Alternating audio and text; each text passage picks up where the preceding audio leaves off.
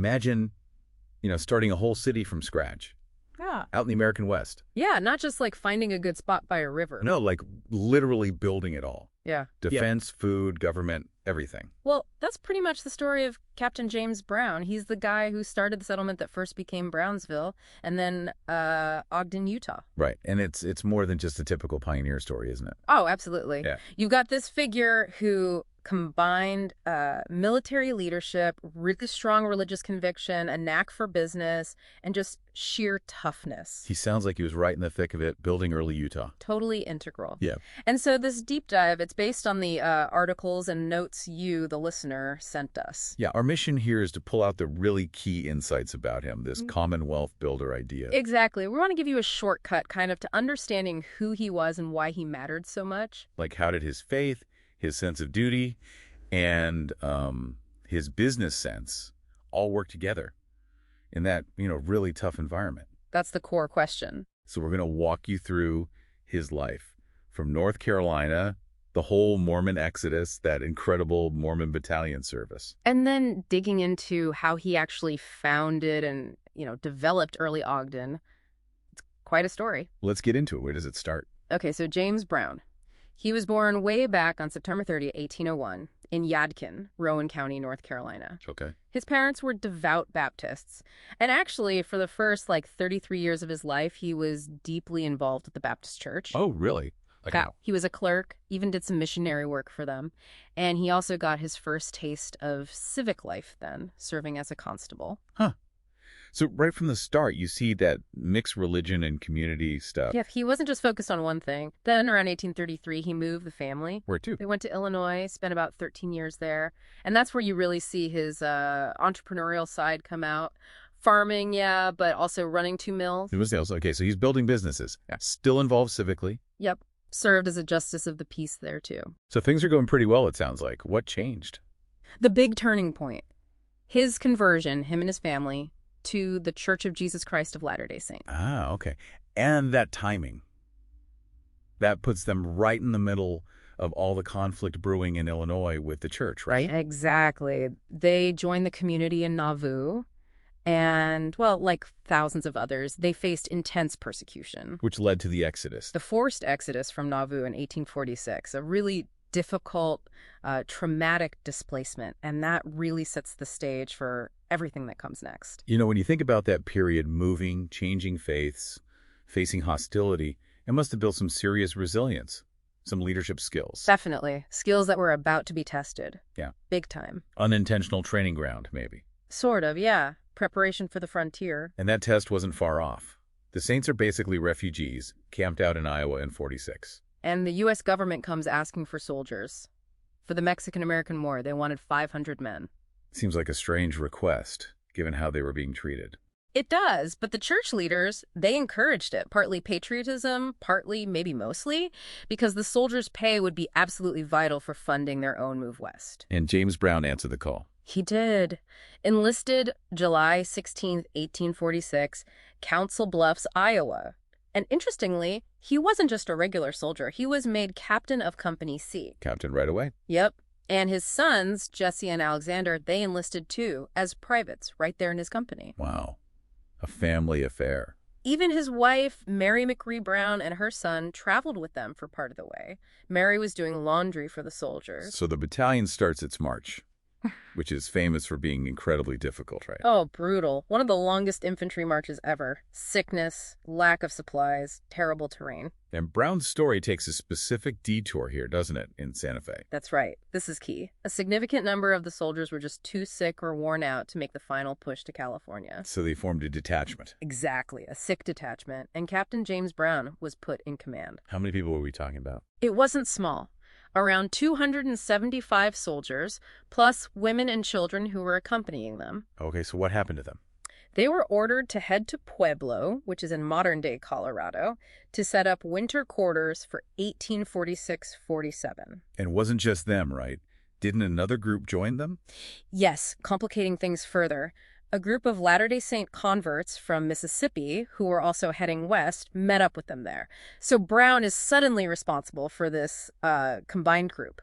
in the middle of nowhere for a whole winter. That sounds like a huge leadership challenge. Massive. He had to organize shelter, get food, including making a crucial supply run to Bent's Fort, oversee building cabins, even a meeting house. Basically hold everything together. Okay, so they survived the winter. Then what? Spring of 47, they set out again. Under Brown's command, they followed the trail Brigham Young's first group had blazed, via Fort Laramie, South Pass. Heading for the Salt Lake Valley. Exactly. Oh. And here's a really striking detail about their arrival. Brown's company, with all their people, wagons, livestock, supplies, they arrived in the Salt Lake Valley on July 29th, 1847. Okay.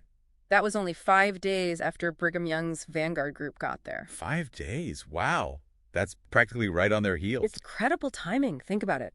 The very first pioneers are just setting up, figuring things out, and bam, Brown's large company arrives. Bringing what? More people, obviously, but... Much needed manpower, yes, but also crucial supplies. They'd managed to get wheat seed in Taos, New Mexico, which was vital, and just skills, people ready to build and work. So his battalion service, especially leading that Pueblo group, was more than just fulfilling a duty. It directly helped the Salt Lake settlement survive those first critical days. Absolutely critical. And importantly for what comes next, this whole experience, particularly being the captain responsible for pay, put him in a position to handle the battalion funds. Which leads directly to Brownsville. Directly. That mission to collect the pay set up the next major chapter. So he gets to Salt Lake Valley, helps establish things, but he doesn't stay put for long. Nope. Pretty soon after arriving, Brigham Young sends him on another big trip, back towards California, this time via Fort Hall. This is August 1847. What was the main goal this time? Primarily to collect the back pay owed to all the discharged Mormon Battalion soldiers. That money was desperately needed cash for the whole pioneer enterprise. Okay. And it's on the return from that trip. Exactly. Late 1847, he's heading back, and he stops at a place run by a mountain man, Miles Goodyear, a trading post near where the Weber and Ogden rivers meet, Fort Buenaventura. Goodyear had been there a few years. Yeah, sources differ a bit, maybe at 1843, maybe 1846, but Brown, with his background in farming and milling in Illinois... He sees potential. Immediately. Good land, water, strategic spot, a bit north of the main Salt Lake settlement, offering room to grow. So he talks to Goodyear, but not just on his own behalf. No, he was acting under direction from Brigham Young and the High Council back in Salt Lake. They authorized him to negotiate. And they make a deal. Purchase completed November 24th, 1847. Now, the exact price, that's where the historical accounts get a little fuzzy. Okay, what are the numbers? The figure you see most often, especially tied to Brown's own records, is $1,950 in gold coin, supposedly from his battalion pay collection and maybe other ventures in California. But there's another number, too. Right. Some sources, including the historical marker that's up in Ogden now, say $3,000. Does the $1,950 figure come with more detail? Often, yeah. Those accounts sometimes list exactly what he bought. The fort, the land claim itself, which was huge, plus 75 cattle, 75 goats, 12 sheep, 6 horses. Wait, wasn't there a cat involved? Huh? Yes, the famous $10 cat is often included in that list. $10 for a cat in 1847. Must have been a good mouser. Must have been. Anyway, the exact dollar amount might be debated, maybe how things were valued, but the $1,950 is strongly linked to Brown using his own collected funds. And this purchase was unique, right? Very unique for the time. It was the only large land purchase the Mormon settlers made from a non-member, like Goodyear. Someone called it a payment for privacy, essentially buying out the only other claim in the immediate area. And how much land are we talking? A vast area. It covered most of what's now Ogden, plus big chunks of Weber and Davis counties. So Brown seals the deal. Then what? He and his family officially move in and settle the place. Sources say either January or March 1848. And they called it? Initially, just Brown's Fort or Brown's Settlement makes sense. Later, it became known as Brownsville in his honor. Did they use Goodyear's old building? Yeah, they started in Goodyear's cabin, and there's that great story about Brown's wife, Mary Black Brown. The cheese. The cheese, making 1,000 pounds of it in that cabin their first year. Incredible. Talk about hitting the ground running. And here's a really crucial decision Brown made early on. It shaped how the place grew. What was that? He decided not to charge fees to other settlers who came and wanted homestead land within his massive claim. Really? Yeah. He just let them settle. That's huge. It was huge. It encouraged settlement, allowed the community to grow quickly, and was vital for that northward expansion from Salt Lake City. So Brownsville starts booming. Relatively speaking, yes. But 1850 or 51, there were over 1,000 people living there. And then the name changed. Right. February 6, 1851, it was officially incorporated as a city, but renamed Ogden City. After. Peter Skeen Ogden, who was an earlier fur trader in the region, and the county, Weber County, was named for another trapper, John Weber. And Lauren Farr became the first mayor. First mayor and also the first stake president for the church there. So yeah, the names on the map changed to honor those earlier explorers. But Brown's role, founding it, buying the land, enabling the settlement, that's fundamental. Undeniable. He's the one who actually turned that empty trading post into a town. And he didn't just start it and step back, did he? He stayed involved. Deeply involved. He kept up that pattern of civic service we saw earlier. Like in the government. Yeah, he was elected to the Utah Territorial Legislature, represented Weber County in the House for the 1854-55 session. And locally in Ogden. Continuously. He served on the Ogden City Council from 1855 right up until he died in 1863. That's 8 straight years. That's real dedication. Builds on that earlier constable, justice of the peace experience. Absolutely. And his religious commitment was just as strong. What roles did he hold in the church there? He was ordained a high priest, Right. became a bishop in Ogden in 1849, and later he served as first counselor to Lauren Farr in the Weber Stake presidency, so clearly a prominent local church leader. And the sources also mention more missions after settling Ogden. Oh, yeah. Quite a bit of missionary work for the Latter-day Saints. He'd done some earlier Alabama, Eastern states in the 40s. Right. The California trip for the battalion pay was partly church business too, but then there was a really challenging one in 1852-53. Which one was that? Sounds tough. He was called to go to British Guiana, now Guyana, in South America. Wow, okay. How did that go? Well, the journey itself was an ordeal. Via San Diego, then Panama.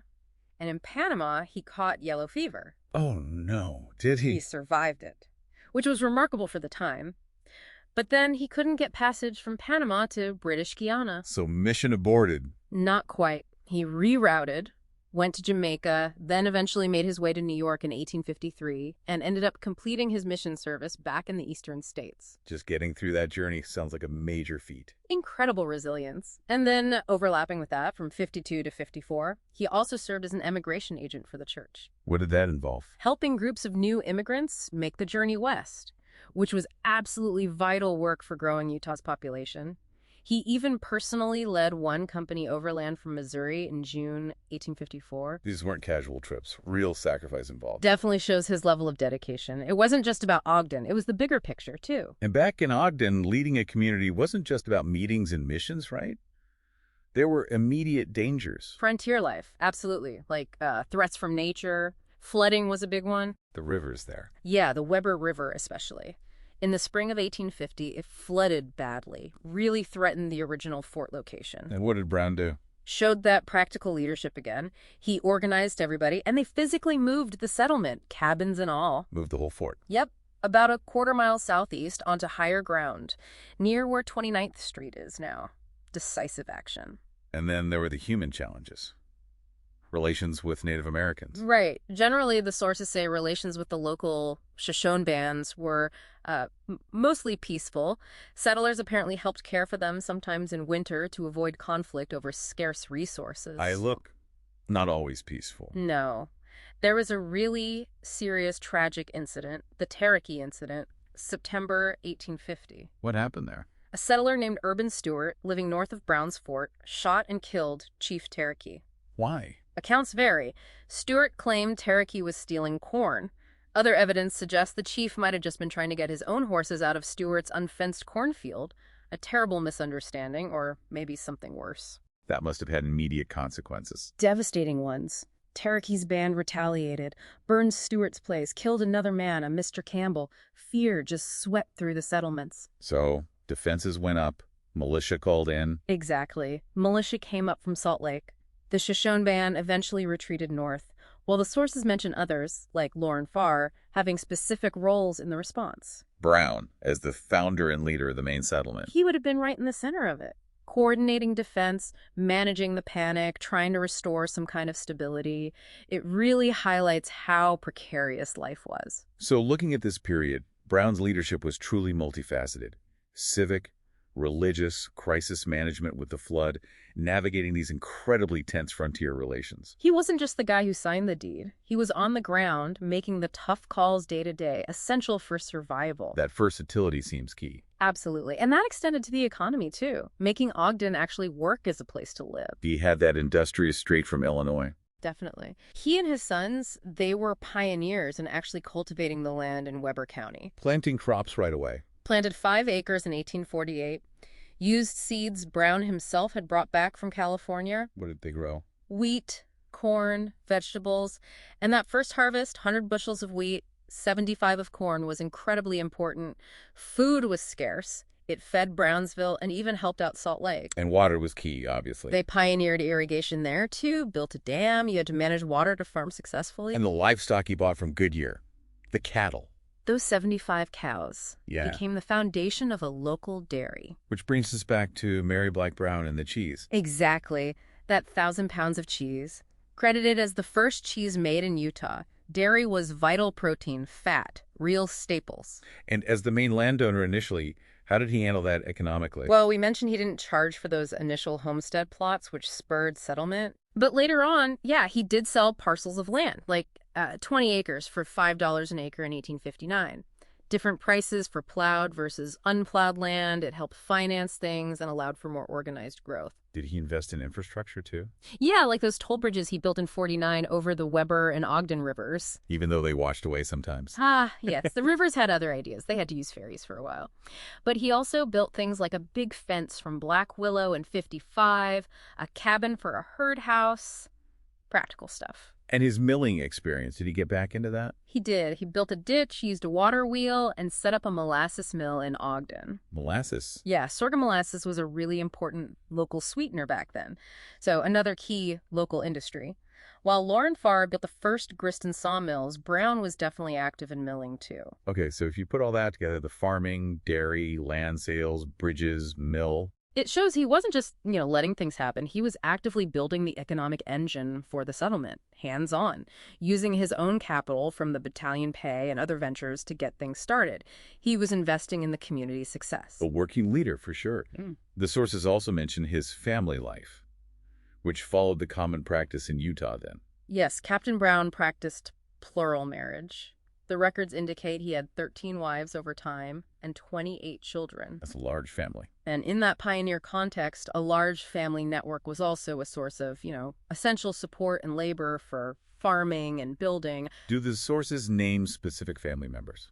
They mention some wives like Martha Stevens, Mary McCree, who was with the battalion, Mary Black Brown, the cheesemaker, and children like Jesse and Alexander from the battalion, and a daughter, Mary Eliza, noted as the third white child born in the Salt Lake Valley. The sources also hint at some complexities. Yeah, they mention things reflecting the social dynamics of the time, like him marrying sisters, or in one case, a mother and daughter. That last situation apparently led to the wife separating from him. It shows it wasn't always simple. But overall, that large family meant his descendants became a significant part of Ogden and Utah's population over generations. A very deep connection to the place. His life was so active, so involved in building. But it ended suddenly, didn't it? Very suddenly. And tragically. He died on his 62nd birthday, September 30, 1863, right there in Ogden. How did it happen? It was an accident. Yes, 5 days before his death, on September 25th, he was working at his own molasses mill, the one he'd built near the Weber River. Oh no, the mill. His sleeve got caught in the cogs. It severely injured his arm. And, infection set in rapidly. Gangrene. That's awful, a hazard of the work he was doing. Exactly, a stark reminder of the dangers of machinery and just daily life back then, a really untimely end for someone who had built so much. The community must have felt that loss deeply. Absolutely, losing the man who literally started it all. But his contributions weren't forgotten.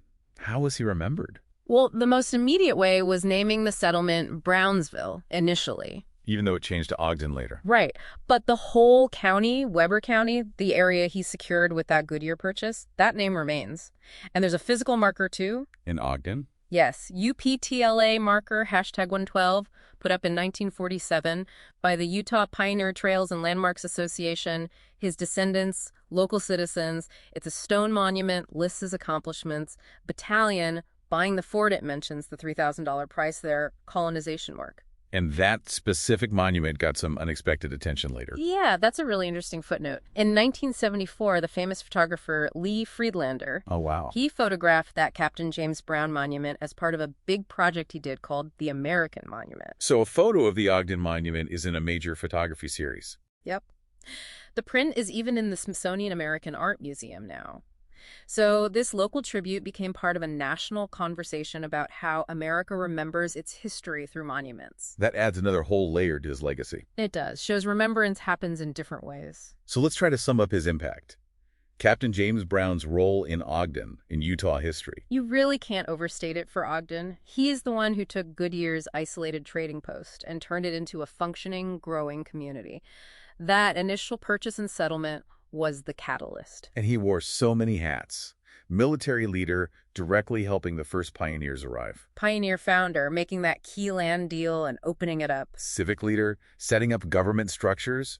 Ecclesiastical leader, bishop, counselor, missionary, emigration agent. And the economic driver. Yeah. Farming, dairy, building, milling. He did it all. That term Commonwealth builder really seems to fit, doesn't it? Perfectly.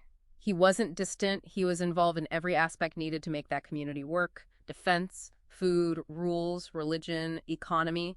That kind of versatility and just sheer commitment, it must have been exactly what was needed out there. It was fundamental, his ability to juggle all those roles, to integrate them. That's why he succeeded, and why Ogden got such a strong start. His impact is baked into the city's foundation. Definitely. A complex life, but undeniably foundational. So for you, the listener, hopefully this deep dive gives you a much clearer picture of Captain James Brown, who he was, and the really significant part he played in shaping Utah. It's a story worth knowing, a life full of action. And as we wrap up, here's something to think about. Consider that blend of roles James Brown held. Soldier, religious leader, elected official, businessman, often all at the same time.